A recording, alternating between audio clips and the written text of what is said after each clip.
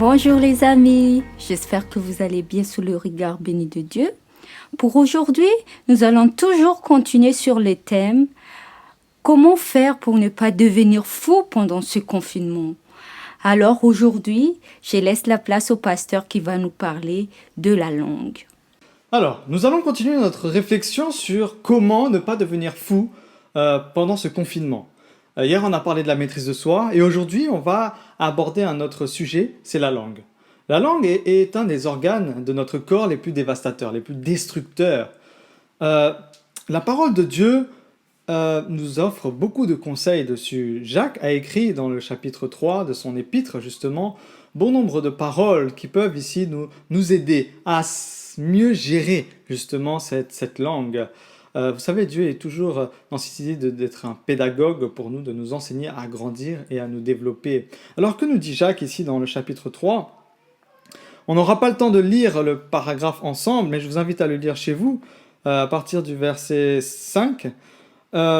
Ici, Jacques, dans un premier temps, nous rappelle que la langue détruit tout. Le feu, lorsque vous allumez, après le feu, en principe, il ne reste pas grand-chose. Okay ? Il suffit d'une petite flamme pour détruire une forêt énorme. Une petite étincelle suffit à faire de nombreux dégâts. Jacques veut vraiment que nous réfléchissions quant à ce pouvoir mortel de la langue. Nous savons que malheureusement, il le fait ressortir aussi, c'est que la langue empoisonne et détruit nos amitiés. Il nous rappelle au verset 7, « Tous les types d'animaux, d'oiseaux, de reptiles et de poissons sont apprivoisés et ont été apprivoisés par l'humanité. Mais personne ne peut apprivoiser la langue. C'est un mal agité plein de poisons mortels. La langue est la seule partie de la création qui ne peut être maîtrisée par l'homme. » Vous vous rendez compte ? Notre propre langue. Cette propre langue qui parfois reste indisciplinée. Cette langue qui parfois est incontrôlable. Cette langue qui parfois est insoumise. Cette langue qui est parfois ouvertement rebelle. La vérité est que peut-être dans certaines situations, nous arrivons à maîtriser notre langue. Mais il arrive des moments où ça bouillonne au fond de nous, où les émotions, où les provocations incessantes vont amener à ce que notre colère prend le dessus et que malheureusement, quand nous ouvrons la bouche, rien de bon ne sort. Le verset 8, Jacques nous rappelle que la langue est un poison mortel. Un poison, parfois, ça prend du temps, mais parfois, c'est rapide. Donc ça dépendra. Mais l'idée ici, c'est que même un petit mot, une petite parole donnée ici, c'est plus tard, peut-être qu'on verra les conséquences de cet acte. Parfois, on s'amuse à plaisanter, à dire des paroles méchantes, et puis juste à la fin de ces paroles méchantes, « Ah, mais tu sais, je plaisantais, je blaguais avec toi. » Mais le mal est déjà fait. Et revenir dessus reste compliqué. Mariage, amitié, relations détruites à cause de la langue. Et dans ces temps de confinement où nous sommes justement les uns sur les autres, où nous devons nous supporter les uns sur les autres, où parfois nous sommes à bout, où parfois nos émotions sont à un niveau maximal, nous devons faire attention à savoir maîtriser cette langue durant ce confinement. La langue aussi nous rappelle parfois et révèle cette hypocrisie qui sommeille en nous. C'est pour ça qu'au verset 9, il dit « Avec la langue, nous bénissons notre Seigneur et avec elle, nous maudissons les gens qui sont à la ressemblance de Dieu. » Et oui, nous proclamons le Christ parfois, dans un sens, et d'un autre côté, nous mentons à nos amis. Nous pardonnons à nos amis, et puis de l'autre côté, 10 minutes plus tard, on s'emporte avec nos enfants. Nous lisons la Bible, et puis, quelques minutes plus tard, peut-être, nous allons justement écouter ou regarder des choses qui sont abominables vis-à-vis de Dieu.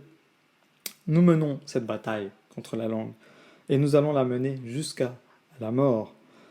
Mais là où il y a un espoir, c'est que nous pouvons gagner cette bataille. Nous pouvons avoir un changement significatif dans notre vie. Mais nous devons pour cela nous appuyer sur le Seigneur. Nous devons lui demander son aide. Nous devons admettre cette faiblesse et cette incapacité à maîtriser la langue pour qu'il puisse justement nous suppléer. Le verset 11 nous rappelle, et verset 12 nous rappelle que justement la langue expose notre rébellion. Il dit « Une source verse-t-elle de l'eau douce et amère par la même ouverture ? Un figuier peut-il produire des olives ? Mes frères et sœurs, ou une vigne peut-elle produire des figues ? Une source d'eau salée ne peut pas non plus fournir d'eau douce. » Le cœur du problème ici, c'est le problème du cœur. C'est ce que Jacques fait ressortir. C'est la ligne fond. Nous savons tous comment peut-être être religieux autour des gens religieux. Mais tôt ou tard, la vérité apparaît sur nos fronts. sur nos lèvres, surtout ici. Lorsque nous perdons notre sang-froid, lorsque nous commençons à critiquer ou nous plaindre, lorsque nous devenons amers vis-à-vis des uns et des autres, ou lorsque nous blâmons les uns pour nos problèmes, parfois on peut dire « Ouais, j'ai perdu mon sang-froid. Oui, elle m'a fait dire « Non, mais tu sais, j'étais sous pression là. » Le problème, c'est le cœur. Lorsque le cœur déborde, la bouche parle. Si nous parlons avec colère, ça doit être parce que notre cœur est rempli de colère. Si nous parlons avec amour, c'est parce que notre cœur est rempli d'amour. Si nous trompons, c'est parce que notre cœur est rempli de tromperie. Des pensées amères viennent des mots amers. Tout ce qui remplit votre cœur va remplir votre bouche. La bouche ne peut pas parler indépendamment de votre esprit. La langue exprime simplement ce que l'esprit pense ou ce que le cœur ressent. L'idée ici, c'est donc que nous avons besoin de Jésus. Encore une fois, il n'y a pas d'autre réponse à cette question. Nous avons besoin de l'aide de Dieu, nous avons besoin du Saint-Esprit, nous avons besoin de Jésus. Et ça, c'est certain, vous ne contrôlerez jamais votre langue par votre propre pouvoir en tout cas. Essayez comme vous pourriez, l'effort personnel ne maîtrisera jamais. C'est ce qu'on a vu hier, vous avez besoin de cette puissance de Dieu.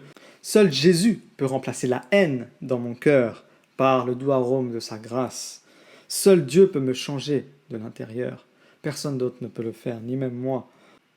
Peut-être qu'on devrait dire, Seigneur, c'est vrai, j'utilisais ma langue avant pour mes besoins personnels. Mais aujourd'hui, Seigneur, je veux utiliser cette langue pour toi. Je veux que tu parles à travers ma bouche. Et c'est ce texte ici qui est affiché, Proverbe 16, verset 1, que j'aimerais vous laisser, cette parole de notre Seigneur de Salomon qui dit « Les projets que forme le cœur dépendent de l'homme. Mais la réponse que donne la bouche vient de l'Éternel. La langue, votre langue, ma langue, peut être placée sous le contrôle du Seigneur. » Voilà une grande pensée. Peut-être qu'il serait temps pour nous de dire à Dieu, Seigneur, je te donne ma langue, la voici. Qu'elle ne parle que pour toi. Que le Seigneur vous bénisse. Pour pouvoir contrôler notre langue, nous avons donc besoin de Dieu dans notre vie, afin qu'il puisse nous maîtriser par rapport à cela. Donc, on vous donne rendez-vous à demain et bonne journée à tous. Au revoir.